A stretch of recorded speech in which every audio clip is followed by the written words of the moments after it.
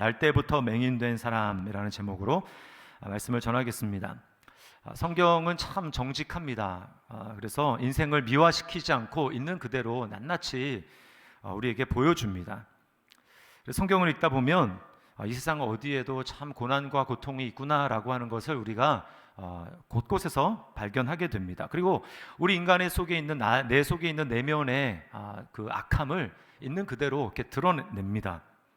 형이 동생을 질투하다 못해 죽여버린 사건이 성경에 나오는가 하면, 죽이지는 않았지만 똑같은 그 질투심으로 동생을 돈을 받고 외국으로 팔아버린 사건이 나옵니다. 그런가 하면 사랑하는 자기 아내를 자기 목숨이 위태롭게 되니까 아내가 아니라 내 누이 동생이다 이렇게 속이는 일도 나옵니다. 그런가 하면 시아버지와 며느리가 서로 관계를 해가지고 거기서 자녀가 출생하는 이런 정말 막장 같은 그런 일들이 성경에 피하지 않고 그대로 쓰고 있습니다.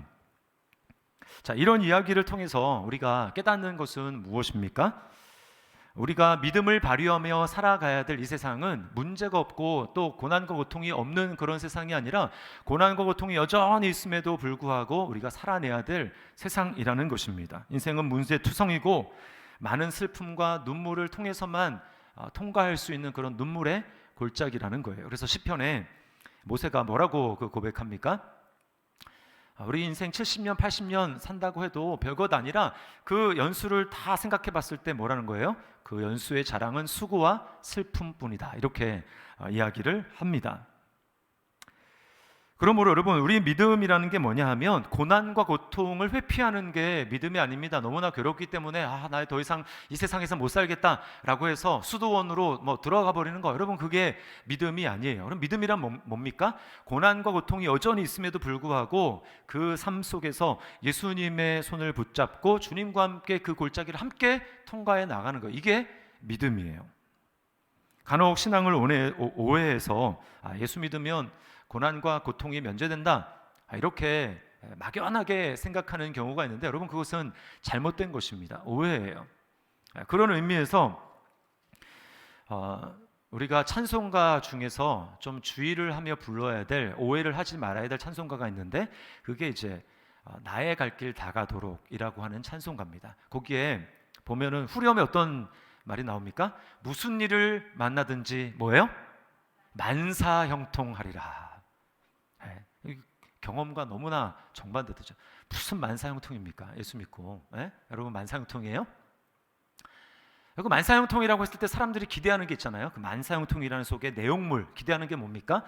세상에서 성공하고 또 재물이 더 많이 늘어나야 되고 건강해야 되고 또 내 자녀들도 잘 돼야 되고 뭔가 이렇게 세상의 경쟁에서 뒤지면 안 되는, 그러면 만사형통한 것이 아니죠.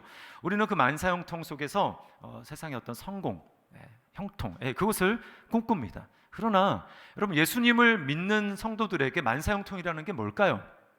우리에게 만사형통은 하나님의 뜻이 우리 삶 가운데 이루어지는 것입니다. 내가 원하는 대로가 아니라 하나님의 뜻이 우리 삶 가운데 이루어지는 것, 그게 만사형통입니다. 여러분 믿습니까? 네, 그게 바로 만사형통이에요. 그게 뭐예요? 환경은 그래서 별로 이렇게 달라지지 않았을지 몰라요. 그럼에도 불구하고 하나님의 나라가 내 마음에 임했기 때문에, 하나님의 뜻이 내 삶 가운데 이루어지기 때문에 뭡니까?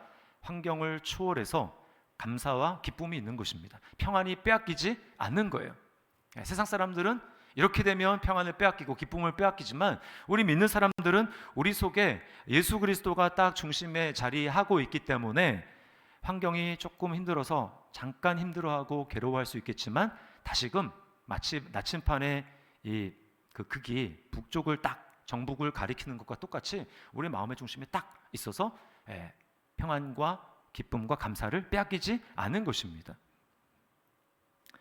오늘 본문에도 우리는 참 피하고 싶은 그런 비극적인 상황을 만나게 됩니다. 나면서부터 앞을 보지 못하는 이 맹인이 나와요. 여러분, 앞을 보지 못하는 사람을 일컫는 말들이 여러 있습니다. 뭐 장님, 봉사. 원래 이 장님, 봉사라는 말은 시각장애인을 이렇게 높여서 부르는 말이었다고 해요. 그리고 또 뭐가 있습니까? 맹인, 소경이 있습니다.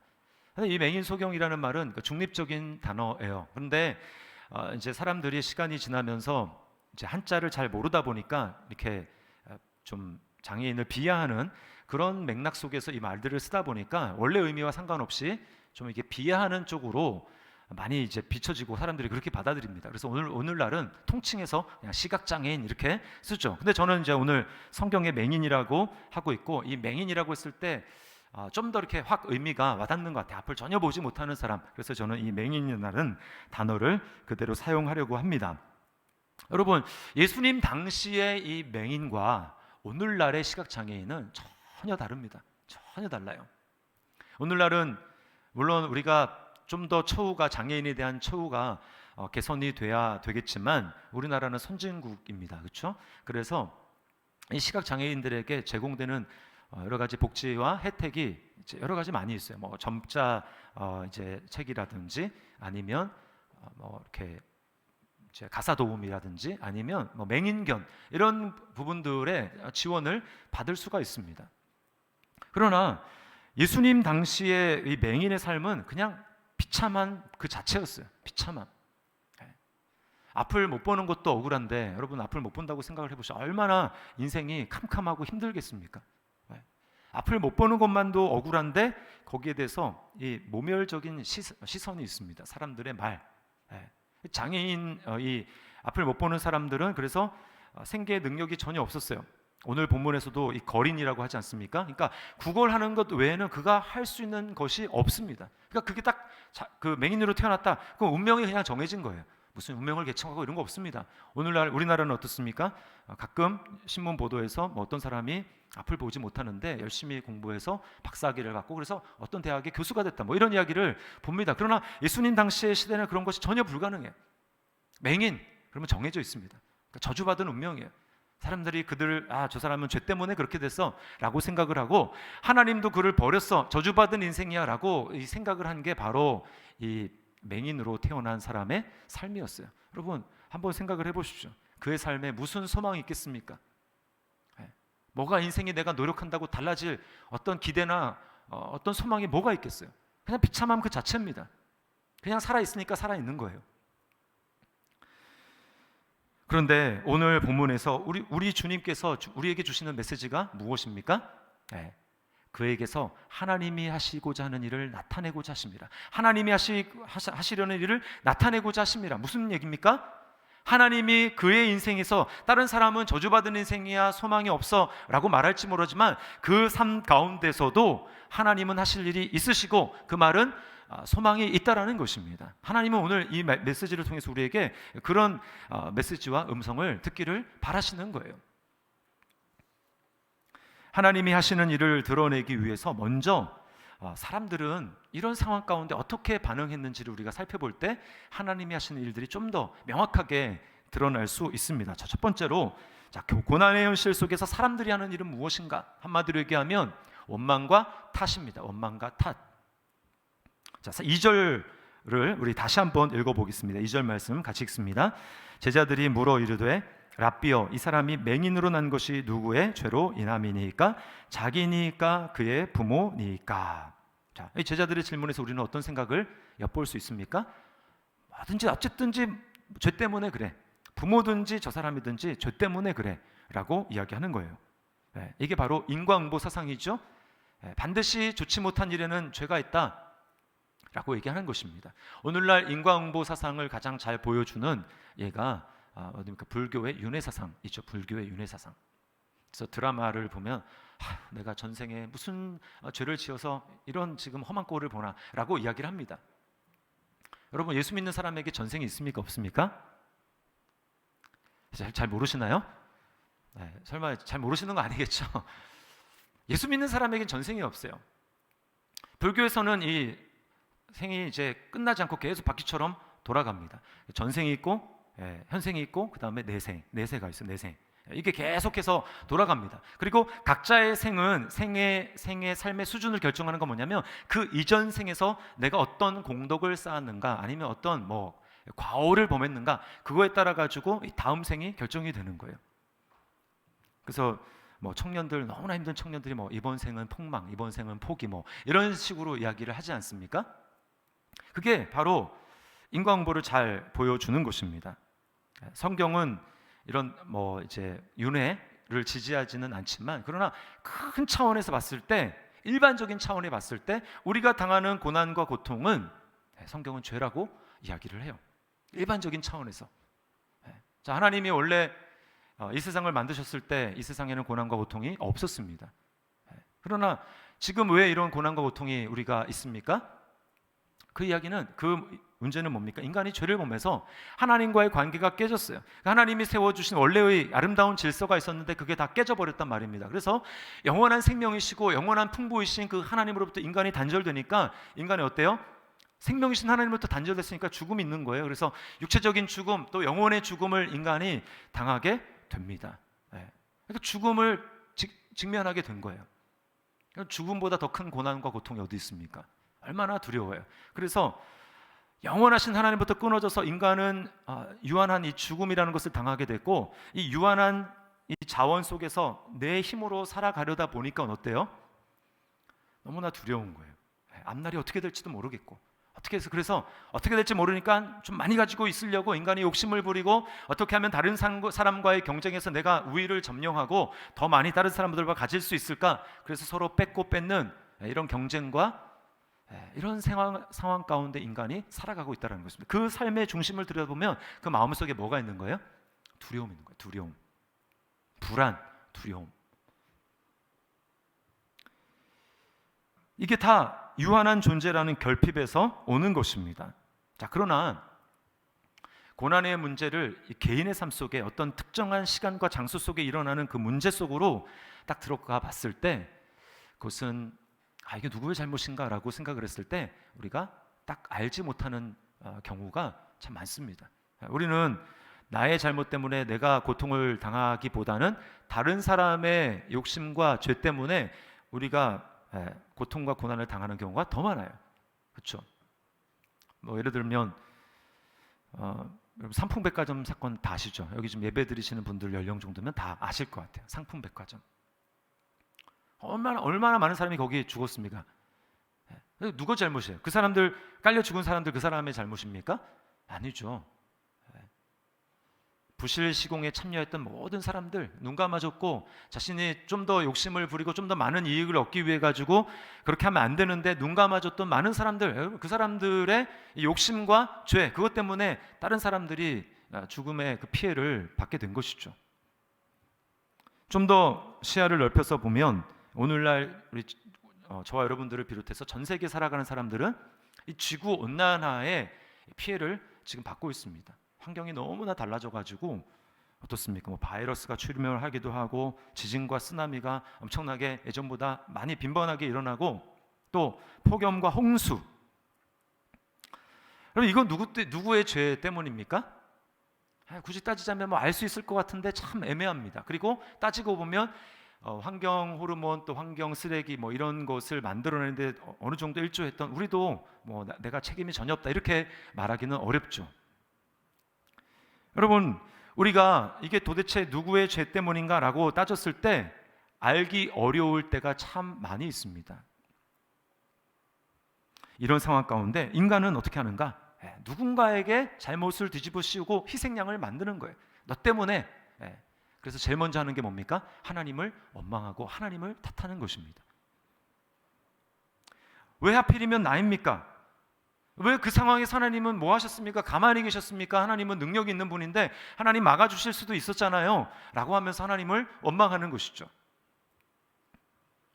팀 켈러 목사님의 글에 보면 이 에밀리라고 하는 이 자매, 믿음의 자매의 이야기가 나옵니다. 자상한 남편과 4명의 자녀들을 키우면서 아주 단란한 가정을 이렇게 꾸려가고 있었어요. 그리고 집도 이제 최근에 구입한 아주 대저택에, 그러면서 좋은 이 직장을 가지고 남부럽지 않게 그렇게 살아가고 있습니다. 그런데 위기가 닥쳤어요. 뭐냐?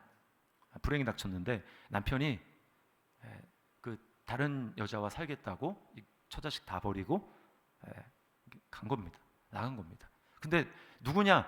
그 자기를 버리고 새로 가정을 꾸린 그 여자가 누구냐? 그 여자가 유부녀예요. 그리고 더 기가 막힌 사실은 그 여자의 가족과 이 에밀리라고 하는 이 가족이 여름에 함께 휴가를 보내고 그런 적이 몇 번이나 있었다는 것입니다. 그러니까 친구와 같은 그런 가족이었는데 여러분 배신감을 한번 생각을 해보십시오. 더군다나 그렇게 야속하게 나간 그 남편이 믿음이 없는 사람이 아니었어요. 교회를 함께 다니고 그리스도인이라고 고백했던 그 남편이 그런 일을 한 것입니다. 여러분이 만약에 이런 일을 당했다고 한번 생각을 해보십시오.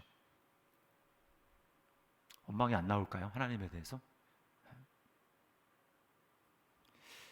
이 자매가 믿음으로 버텨보려고 하지만 마음이 무너져 내리는 거예요. 그래서 하나님, 이것이 정말 주님의 뜻입니까? 어떻게 이것이 거룩한 뜻이 될 수 있습니까? 어떻게 이런 일이 생길 수가 있는 거죠? 도대체 왜죠? 왜? 하나님에 대해서 쓴마음, 원망하는 마음이 생기는 거예요. 왜 안 그렇겠어요? 여러분, 이런 일을 당할 때 우리는 자동적으로 어떤 생각을 하게 됩니까? 하나님이 능력이 많으신데 그렇게 잘못을 저지르려는 남편의 다리로라도 좀 부러뜨려 가지고 이런 일이 좀 생기지 않도록 하나님 그렇게 하실 수 있잖아요. 하나님 왜 그렇게 안 하십니까? 왜 안 막아 주십니까? 라는 하나님에 대한 섭섭한 마음, 생각이 들 수 있어요. 그리고 좀 더 범위를 확장시키면 무고한 피해를 받는 어떤 참사가 일어났을 때 하나님은 도대체 저기서 뭘 하고 계신 거지? 하나님은 왜 저런 상황을 막아주시지 않는 것이지? 라고 우리는 생각하면서 하나님께 원망하며 하나님 탓을 하게 될 때가 종종 많이 있습니다. 우리가 이유를 다 알 수 없어요. 그러나 한 가지 확실한 것은 무엇입니까? 하나님은 자유의지를 존중하신다는 것입니다. 우리의 자유의지를 존중하는 거예요. 우리는 참 선택적인 것을 잘 주장합니다. 요즘에 무슨 선택적 분노 이런 얘기를 많이 하잖아요. 선택적 분노. 우리 애들도 보면 참 선택적이에요. 그래서 자기가 다 알아서 한대요. 이렇게 간섭해가지고 이렇게 해야지 하면 귀찮으니까 알아서 해. 알아서 한대요. 그러면 알아서 하면은 다 알아서 해야 될 거 아닙니까? 사는 것도 알아서 살고. 근데 학원 갔다가 오는데 좀 힘들고 그러면 전화해요. 데리러 와. 선택적인 자유죠. 선택적인 자유. 선택적인 알아서 하겠다. 하나님께 대해서도 우리가 마찬가지인 것 같아요. 우리가 하려는 일에 대해서는 인간이 자유의지가 있는 존재가 아닙니까? 라고 이야기를 하는데 나쁜 일이 일어나는 것에 대해서는 이건 하나님이 자유를 제한해서라도 하나님이 이걸 일어나지 말도록 하셨어야 되는 거 아닙니까? 라고 선택적인 부분에 대해서 선택적인 정의를 하나님께 요구를 한다라는 것입니다. 여러분, 이 세상을 보십시오. 그냥 악인들이 점점 늘어나는 것 같고 죄가 점점 늘어나는 것 같아서 저러다가 정말 세상이 망하는 것 아닌가? 라는 생각을 하는데도 불구하고 여러분, 이 세상은 평화를 유지하면서 질서를 유지하면서 가고 있어요. 우리가 뭘 거기서 깨닫게 됩니까? 하나님이, 우리는 다 할 수 없지만 하나님이 하나님의 공의롭고 정의로운 하나님의 방법대로 이 세상을 다스리시고 통치하고 계신다라는 것을 우리는 믿어야 된다는 거예요. 그게 바로 성도의 믿음입니다. 두 번째, 이런 고난과 고통의 순간에 사람들은 자신을 의롭다고 생각합니다. 그래서 다른 사람이 탓을 하는 거예요. 여러분이 오늘 제자들의 질문을 다시 한번 잘 생각을 해보십시오. 누구의 죄 때문입니까? 부모의 죄입니까? 아니면 저 사람의 죄입니까? 라고 하는 그 이면에는 어떤 생각이 있습니까? 나는 맹인이 아니니까, 나는 볼 수 있으니까 적어도 나는 죄를 짓지 않았습니다 라고 하는, 그건 저 사람의 문제고 저 사람이 죄인이고 나는 아닙니다 라고 하는 그 전제가 거기에 깔려 있는 거예요. 우리는 다른 사람들의 죄를 지적하면서 네 탓이야, 그거 네가 잘못했네, 네 문제야, 네가 잘못이야, 이렇게 이야기를 합니다. 그 순간 어떤 뜻이에요? 나는 괜찮고 나는 너랑은 다르고, 이런 생각을 하는 것입니다. 여러분, 이런 의식을 가졌던 사람들이 바로 바리새인들이고 유대인들이었어요.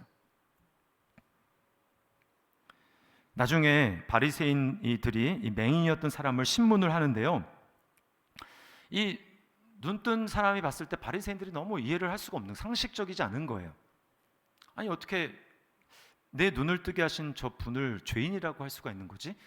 아니, 어떻게 하나님이 죄인의 기도를 들으셔서 눈을 뜨게 할 수 있단 말이지? 이거는 상식적으로 맞지 않잖아 라고 얘기하는데, 바리새인들은 예수님을 계속해서 죄인으로 몰아가는 것을 보면서 이 사람이 이해가 안 되는 거예요. 그래서 이렇게 반박을 하니까 이 바리새인들이 이렇게 이야기를 합니다. 자, 39절 말씀을 보세요. 예수께서 이르시되 34절입니다. 그들이 대답하여 이르되 네가 온전히 죄 가운데서 나서 우리를 가르치느냐 하고 이에 쫓아내어 보내니라. 죄인인 주제에 우리를 가르치려고 들어 너나 잘해 라고 하는 것입니다. 나는 문제가 없어 네가 문제야 라고 이야기를 하는 것이죠.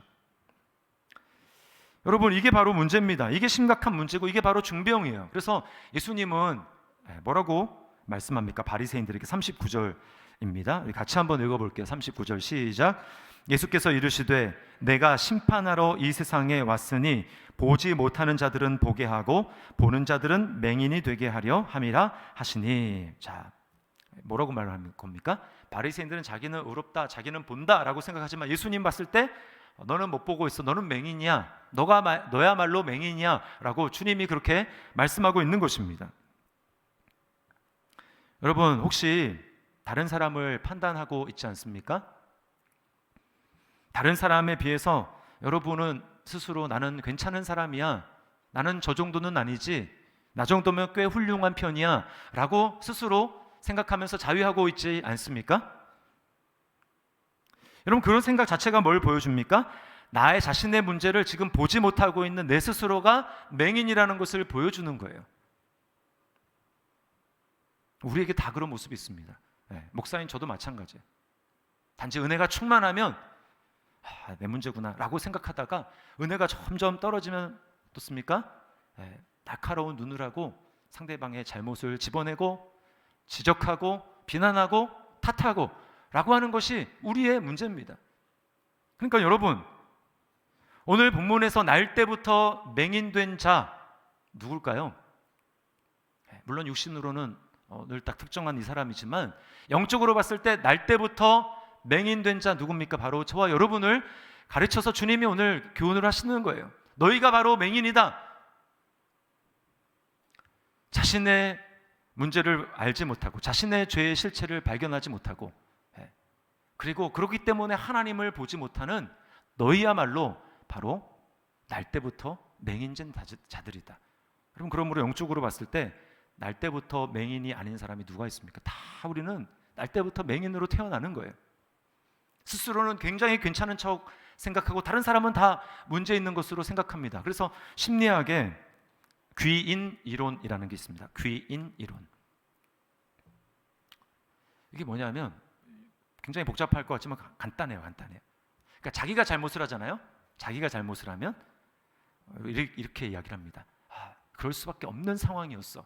상황이 어쩔 수가 없었어 라고 하면서 자기 잘못은 상황 탓으로 돌립니다. 이게 바로 상황귀인이라고 해요. 상황귀인. 그런데 나 아닌 이제 누군가가 잘못을 하잖아요. 그러면 이제 완전히 바뀝니다. 그래서 누군가 잘못했어요. 근데 특별히 내가 싫어하는 그 인간이 잘못했어요. 그럼 어떻게 합니까? 딱 문제가 딱 발생하면 역시 내가 그럴 줄 알았어. 그 인간은 원래 그런 인간이야. 그 인간은 성향이 원래 그래. 걔 원래 그래 라고 하면서 그 사람의 탓으로 돌려버리는 거. 환경이 아니고 자기 할 때는 환경, 상황, 그 사람이 하면 그 사람 탓. 그래서 그거는 뭐냐, 무슨 용어냐? 거기는 성향귀인이라고 합니다. 그 사람의 성향이 문제라는 거예요. 이게 바로 귀인 이론이에요.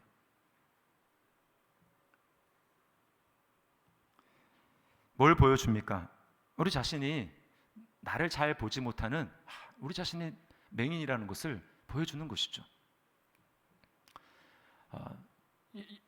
실로암의 그 망대가 무너져가지고 18명이나 되는 사람이 이제 이렇게 죽은, 거기 깔려서 죽은 사건이 성경에 나와요. 누군가가 이제 그걸 예수님께 이야기를 했습니다. 이런 일이 있었습니다. 끔찍한 일이 있었습니다. 근데 주님이 뭐라고 말씀합니까? 야, 18명 깔려 죽은 사람이 깔려 죽지 않은 사람들보다 죄가 더 많아서 그렇다고 너희 생각하니? 그러면서 주님이 그 다음에 이렇게 말씀합니다. 너희도 회개하지 않으면 이와 같이 망하리라. 무슨 말입니까? 갑자기 너희도라니. 저 사람들은 뭔가 특별한 죄가 있어서 하나님이 저들을 심판했을 거야. 그게 아니고 하나님 보셨을 때 너희도 마찬가지야. 너희가 맹인이야. 그러니까 중요한 건 뭐라는 거예요? 자신의 모습을 보고 하나님 앞에 회개하느냐, 이게 중요하다라는 것이죠. 이게 바로 여러분 사람들이 하는 일입니다. 고난과 고통의 삶 가운데 하나님을 원망하고 또 사람들을 탓을 해요. 그러면 이런 상황 가운데 하나님이 하시는 일은 무엇일까요? 자, 3절 말씀, 3절 참 은혜로운 말씀인데 우리 같이 한번 다시 읽어보겠습니다. 시작. 예수께서 대답하시되 이 사람이나 그 부모의 죄로 인한 것이 아니라 그에게서 하나님이 하시는 일을 나타내고자 하심이라. 자, 누구의 죄 때문이 아니다. 그 사람에게서, 이 맹인된 사람에게서 하나님이 하시는 일을 나타내려고 함이야. 다른 말로 하면 하나님의 영광을 나타내려고 이렇게 된 거야 라고 이야기를 합니다. 여러분, 우리 착각하면 안 돼요. 그러면 하나님의 영광을 나타내고자 이 사람을 하나님이 일부러 맹인으로 태어나게 했단 말입니까? 여러분, 그런 뜻이 아닙니다. 하나님은 병 주고 약 주고 하시는 그런 괴팍한 분이 아니에요. 저는 이 고통에 대해서 C.S. 루이스가 한 말이 참 이렇게 마음에 들어요. C.S. 루이스가, 제가 언젠가도 한번 얘기를 했는데 이런 말을 했습니다. 세상은 하나님에게서 내려오는 선이 피조물에게서 올라오는 악에 의해 교란되는, 그러나 악 때문에 고통받는 자연을 하나님이 떠맡으심으로써 교란으로 인한 갈등이 해결되는 일종의 춤이다. 굉장히 좀 어려운 것 같지만 쉽게 얘기하면 하나님으로부터는 항상 좋은 게 내려온다는 거예요. 하늘로부터는 항상 하나님이 좋은 것을 내려다 주시는데 문제는 뭡니까? 이 땅에서 피조물 세계에서 올라오는 게 뭐예요? 악이 올라오는 거예요. 하나님이 주시는 이 선과 이 피조 세계에서 올라오는 악이 서로 교란해 가지고 어떻게 됩니까? 그 악 때문에 고통받는 자연이라고 얘기해요. 근데 그 하나님을, 야, 니네가 잘못했잖아, 나는 좋은 걸 줬어 라고 하면서 하나님이 니네가 알아서 해, 니네가 잘못했으니 그렇게 하시지 않고 어떻게 한다는 거예요? 그렇게 교란된 고통받는 자연을 하나님이 떠맡으신다. 떠맡으심으로 교란으로 인한 갈등이 해결되는 일종의 춤이다. 참 멋진 말이죠. 예수님의 말씀이 바로 이겁니다. 부모의 죄도 아니고 그 사람의 죄도 아니고 그에게서 하나님이 하시고자 하는 일을 나타내려고 하는 거야 라고 하는 이 말, 여기서 저는 말씀을 묵상하다가 그런 주님의 음성을 듣습니다. 어떤 음성이냐면, 사랑하는 아들아, 인생길에 고난과 고통이 있어서 힘들고 괴롭지? 나는 고통과 고난이 누구 탓인지 따지느라 너의 인생을 허비하기를 원하지 않는단다. 너의 고난과 고통을 짊어지기 위해서 너의 인생 가운데 내가 왔다는 것을 기억하기를 바란다. 이제 내 손을 붙잡고 남은 인생길을 걸어가기를 바란다. 그러면 힘들더라도 이겨낼 수 있단다. 탓하느라고 그렇게 시간을 보내는 것이 아니라 중요한 초점은 무엇입니까? 그래서 여기서 주님이 하시고자 하는 핵심은, 그래서 내가 있잖아. 그래서 내가 왔잖아. 내가 너의 손 붙잡아 주려고 너의 인생 가운데 온 거야. 주님이 그렇게 말씀하는 거예요. 중요한 건 뭡니까? 그 주님의 손을 붙잡는 것이죠. 이게 누구 탓이냐 막 탓하느라고 시간을 보내는 게 아니라 지금 그런 것을 알고 내 삶 가운데 오신 그 주님의 손을 붙들고 주님과 함께 동행하고 있는가, 주님의 손을 붙들고 있는가, 그게 핵심이라는 거예요. 오늘 주님이 그에게서 하나님이 하고자 하는 일을 나타내려 하심이라 라고 하는 그 말씀의 본심이 바로 그겁니다. 그래서 내가 있단다. 예수님은 다른 사람들은 다 탓은 하는데 탓하는 대신 묵묵히 그 맹인의 눈을 고쳐주십니다. 어떻게 고치는가 보세요. 6절에 보니까 이 진흙에다가 예수님이 침을 뱉어서 짓이겨서 그 눈에 바르십니다. 옆에서 딴 사람이 봤으면 들어 이렇게 했을 수도 있는데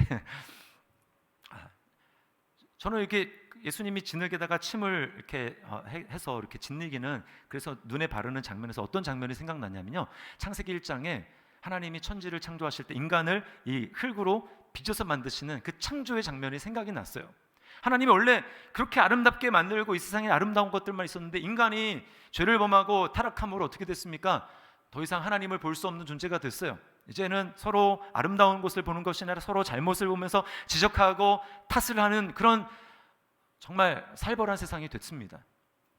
이제 누구부터 태어나는 모든 사람은 태어나면서부터 맹인으로 태어나는 거예요. 그래서 주님이 지금 하시는 일은 뭡니까? 너희에게 지금 치료가 필요해. 너희에게 지금 재창조가 필요해. 처음에 이 세상을 만들었던 하나님의 손길로 이제 내가 너희를 재창조할 거야 라고 하시면서 주님이 흙으로 그 눈에 딱 바르시는 거예요. 그리고 뭐라고 말씀합니까? 실로암 못에 가서 씻어라. 그리고 7절에 이렇게 말씀합니다. 7절 우리 같이 한번 읽어볼까요? 시작. 이르시되 실로암 못에 가서 씻으라 하시니, 실로암은 번역하면 보냄을 받았다는 뜻이라. 이에 가서 씻고 밝은 눈으로 왔더라. 아멘. 네. 이에 가서 씻고 밝은 눈으로 왔더라. 여러분이 한번 상상을 해보세요. 여러분이 날 때부터 앞을 본 적이 한 번도 없습니다. 야, 오늘따라 하늘이 너무 파랗지 않아? 그러면 그냥 상상 속으로만 펼치는 거야. 하늘이 파랗다는 게 도대체 뭘까? 야, 너는 오늘 이렇게 얼굴을 찡그리고 있는데, 그러면 얼굴을 찡그린다라는 것은 어떤 모습일까? 그런데 실로암 못에 가서 예수님 말씀하신 대로 씻고 오는데 여러분 보이는 거예요. 사람들의 미묘한 그 얼굴의 표정을 볼 수가 있고, 또 길가에 피어져 있는 이 꽃들, 각각 다른 모습으로 다른 색깔로 피어있는 그 꽃들을 봅니다. 저런 게 빨간 것이구나, 저게 노란 것인가 보다. 눈을 들어서 하늘을 바라봅니다. 요즘 가을 하늘 너무나 파랗잖아요. 하늘이 파랗다라는 게 저거구나. 여러분 얼마나 기뻤을까요? 처음 눈이 딱 열려서 보는 그 기쁨, 아마 뛸 듯이 기뻐하며 소리를 쳤을 거예요. 봤다라는 본다라는 그 감격. 여러분, 이 사람이 가서 씻음을 받고 보게 되었던 그 실로암은 바로 예수님을 나타내는 것입니다. 실로암의 뜻이 뭡니까? 보냄을 받았다. 예수님이 우리의 영적으로 날 때부터 눈먼 우리의 눈을 고치시기 위해서 아버지로부터 보냄받아 이 땅에 오신 분이 바로 예수님이죠. 그러므로 실로암은 바로 예수님을 나타내는 거예요. 여러분, 예수님이 우리의 눈을 뜨게 하시려고 치르신 대가를 생각을 해보십시오. 십자가에 달리신 그 주님은 영적으로 눈이 머십니다. 십자가에 달리셨는데 영적으로 앞이 캄캄한 거예요. 하나님이 나를 바라보시는 그 사랑의 미소를 예수님이 보시고 느끼셨는데 더 이상 그 하나님의 사랑의 미소를 볼 수가 없습니다. 왜 그렇습니까? 죄는 어두움이거든요. 우리의 모든, 인류의 모든, 오고 오는 세대 인류의 모든 죄를 예수님이 다 자기가 담당하시고 십자가에 오르셨기 때문에 주님은 그 죄 때문에 어두워서 하나님을 보지 못하게 되신 거예요. 그리고 그렇게 주님은 십자가에서 죽으시고 부활하셨습니다.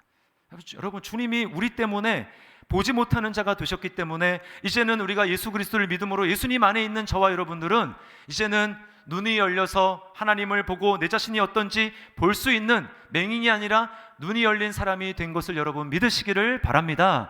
여러분, 이것보다 더 놀라운 일이 어디 있어요? 맹인이 앞을 봤을 때 그 환희, 인생에 있을 때 하나님이 보이는데, 하나님이 느껴지는데, 천국을 볼 수 있는데, 여러분 이것보다 우리 인생에 일어날 더 기쁘고 좋은 일이 어디에 있겠습니까?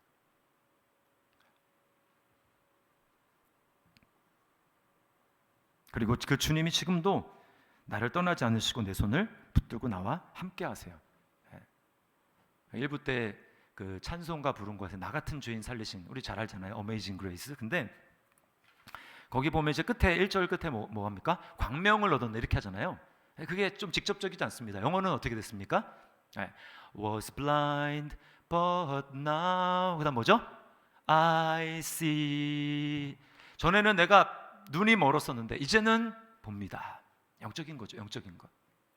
이게 바로 우리가 영적으로 경험한, 우리에게 영적으로 일어난 이 놀라운 일이라는 거예요. 여러분은 예수 그리스도를 믿음으로 말미암아 영혼의 눈이 떠졌습니까? 여러분은 예수님이라는 그 실로암 못에 가서 여러분의 그 죄를 씻음을 받고 이제 하나님을 볼 수 있는 자가 되었습니까? 그렇다면 우리가 하나님 앞에 보여야 될 반응이 있어요. 그건 뭐냐? 오늘 이 맹인이었던 사람이 보인 반응과 똑같습니다. 그가 눈이 떠진 다음에 나중에 예수님이 그를 만났을 때 그가 이렇게 고백하고 행동을 합니다. 38절 말씀 우리 같이 한번 읽겠습니다. 38절입니다. 시작. 이르되 주여 내가 믿나이다 하고 절하는지라. 내가 믿나이다 하고 절하는지라. 이 절하는지라가 뭐냐면 예배했다라는 겁니다. 예배가 뭘까요? 예배는 주님 앞에 절하는 것입니다. 우리가 어떨 때 절을 하나? 이 당시에 절을 한다라는 것은 그 절하는 그 대상을 나의 가장 고귀하고 가치 있는 존재로 내가 여긴다라고 하고 그 앞에 절을 하는 것입니다. 가장 가치 있는 대상이라고 여기는 거예요. 여러분이 정말 눈으로 볼 수 있다라는 게 귀하고 내가 평생 돈이 많은 맹인으로 살아가는 것보다 거지로 살아가지만 내가 눈 뜨고 살아가는 게 훨씬 낫지라고 하는 것을 우리가 정말 그렇게 믿는다면 눈을 띄워주신 그 예수 그리스도 그 분 앞에 우리가 엎드리는 거예요. 때때로 내가 이해할 수 없는 괴로운 고통과 고난, 그런 환경이 내게 온다 할지라도 여러분, 그것을 보는 것과 어떻게 비교하겠어요? 내가 영적으로 하나님을 보고 내가 영적으로 내 자신이 어떤 존재인지를 보고 그렇게 주님을 볼 수 있는 것, 천국을 볼 수 있는 것, 그것과 여러분 그 고통과 고난과 어떻게 비교할 수 있냐는 말이에요. 그렇다면 여러분, 우리가 정말 본자라면 주님 앞에 절하는 것입니다. 주님, 내 삶 가운데 다른 것보다도 눈을 떴다라는 것, 그리고 눈을 뜨게 해주신 당신이 가장 존귀한 분이고 가장 귀한 분이고 어떤 것도 내 삶 가운데 바꿀 수 없습니다. 어떤 고난이 내 인생 가운데 온다 할지라도 내가 보는 거지가 되는 게 차라리 낫지 맹인인 부자가 되기를 나는 원치 않습니다 라고 하는 게 여러분 우리의 고백일 거예요. 그렇기 때문에 여러분 그 앞에 절하는 것입니다. 그럼 여러분, 오늘 우리가 하나님 앞에 나와서 예배하는 건 무엇입니까? 그것은 지금 예수님이 나의 인생의 가장 귀한 분입니다. 그러므로 내 시간을 드리고 내 몸을 주님 앞에 드리는 것입니다 라고 고백하며 이 자리에 앉아 있는 것입니다. 다른 거 많이 할 것 있잖아요. 그러나 우리가 구별된 시간을 하나님 앞에 드리는 것은 무엇입니까? 내 눈을 뜨게 해주신 주님이 나에게 가장 귀한 분입니다 라고 하는 것을 고백하는 거예요. 제가 아까 말씀을 드렸던 그 에밀리라는 자매 있잖아요. 너무나 힘들고 고통스러운 그런 상황에서 주님이 어느 때보다도 자신과 함께하고 계심을, 가까이 계심을 이 자매가 경험을 하게 됩니다. 그래서 이렇게 고백을 해요. 지금까지 살면서 하나님께 완전히 기대해야 할, 그러니까 그분께 몸과 마음을 다 맡기고 쉬어야 할 필요를 느낀 적이 없었습니다. 이제껏 하나님의 위로를 받고 싶을 때 머리에 떠오르는 이미지는 예수님께 매달리면 주님이 나를 안아주시는 그런 그림이었습니다. 그러나 지금은 완전히 널브러진 나를 주님이 업고 가십니다. 그리고 그건 어마어마한 경험입니다. 전에는 주님께 완전히 맡기고 쉬어야 될 필요를 느끼지 못했는데 이제 내 삶 가운데 너무나 내 힘으로 감당하기 어려운 고난이 찾아오다 보니까 주님이 함께 하시는데 나를 완전히 업고 가신다는 거예요. 주님이 내 삶을 완전히 나를 붙드시고 가시는 그 주님의 은혜를 이 자매가 경험하고 있는 것입니다. 그러니까 계속 갈 수 있는 거예요. 포기하지 않고 계속 주님을 찾고 주님을 예배하고 주님 앞에 기도하는 그런 모습으로 하나님께 나아갈 수가 있는 것입니다. 여러분 기억하십시오.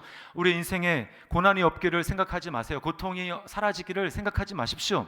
하나님의 은혜로 그런 때도 있겠지만 여러분, 고난의 중에서도 주님께서는 우리와 함께 하시고 오늘 주님이 우리에게 원하시는 것은 하나님이 하시고자 하는 일을 나타내려 함이라. 다른 사람들은 고난과 고통이 왔을 때 서로 손가락질을 하고 하나님 탓을 하고 원망을 하고 서로 니 탓 내 탓 하면서 그렇게 하는 그 순간에도 주님께서는 아니야, 날 때부터 맹인된 사람은 바로 다른 사람이 아니라 너야. 내가 너를 위해서 낳고 너를 왔고 너의 눈을 내가 열어주었고 그리고 지금도 내가 너를 붙들고 있어. 중요한 것은 네가 그 상황 속에도 내 손을 붙들고 나와 함께 걸어가는 거야 라고 주님이 말씀하십니다. 오늘 그 주님의 말씀을 기억하면서 주님, 제가 하나님 앞에 온전히 예배하는 자로 주님의 손을 붙들며 나아가는 그런 자가 되기를 원합니다. 나에게 그런 은혜를 베풀어 주십시오 라고 하나님 앞에 기도하며 나아가는 우리 저와 여러분이 될 수 있기를 주님의 이름으로 축원합니다. 우리 말씀을 기억하면서 주 사랑이 나를 숨쉬게 해 라는 찬양이 있어요. 세상 그 어떤 어려움 속에도 주 은혜로 나를 돌보시며 세상 끝날까지 지켜주시네. 주님만이 내 아픔 마시며 주님만이 내 맘 어루만주시네. 우리 시간 하나님 앞에 이 찬양 고백하며 다시 한번 우리 주님 앞에 절하는, 주님을 가장 귀한 분으로 고백하는 그런 시간 되기를 바랍니다.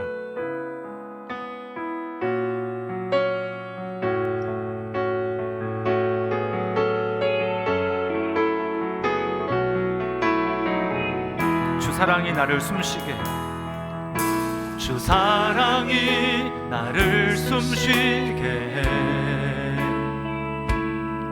세상 그 어떤 어려움 속에도 주 은혜로 나를 돌보시며 세상 끝날까지 지켜주. 주님만이 내 아픔 아시며 주님만이 내 아픔 아시며 주님만이 내 맘 어루만지네. 어느 누구도 나를 향하시 주님의 사랑을 끊을 수 없네. 아멘. 그렇습니다. 주님만이 내 능력이시며 주님만이 나의 구원이시네. 어느 누구도 나를 향하시 주님의 사랑을 끊을 수 없네. 주 사랑이 나를 이끌어 주십니다. 주 사랑이 나를 이끄시네. 내가 갈 수 없는 그곳, 내 힘으로는 갈 수 없지만 주님이 이끌어 주십니다. 주의 사랑 나를 붙드시며 세상 끝날까지, 세상 끝날까지. 다시 한번 고백할까요? 주 사랑이 나를 이끌어 주십니다. 주 사랑이 나를 이끄시네. 언제까지요? 내가 갈 수 없는 그곳으로, 내가 갈 수 없는 그곳으로 주의 사랑 나를 붙드십니다. 주의 사랑 나를 붙드시며 세상 끝날까지, 세상 끝날까지 인도하시네. 아멘. 우리 주님 그런 주님이십니다. 주님만이 내 아픔 아시며 주님만이 내 맘 어루만지네. 어느 누구도 나를 향하시 주님의 사랑을 끊을 수 없네. 주님만이 내 능력이시며 주님만이 나의 구원이시네. 어느 누구도 나를 향하시 주님의 사랑을 끊을 수. 주님만이 내 아픔 아시며 주님만이 내 아픔 아시며 주님만이 내 맘 어루만지네. 어느 누구도 나를 향하시 주님의 사랑 끊을 수 없습니다. 주님의 사랑을 끊을 수 없네. 주님만이 내 능력이시며 주님만이 나의 구원이시네. 어느 누구도 나를 향하시 주님의 사랑을 끊을 수 없네. 오늘 우리 주님의 음성을 다시 한번 들었으면 좋겠어요. 이 사람도 부모의 죄도 아니고 그에게 하나님이 하시고자 하는 일을 나타내고자 합니다.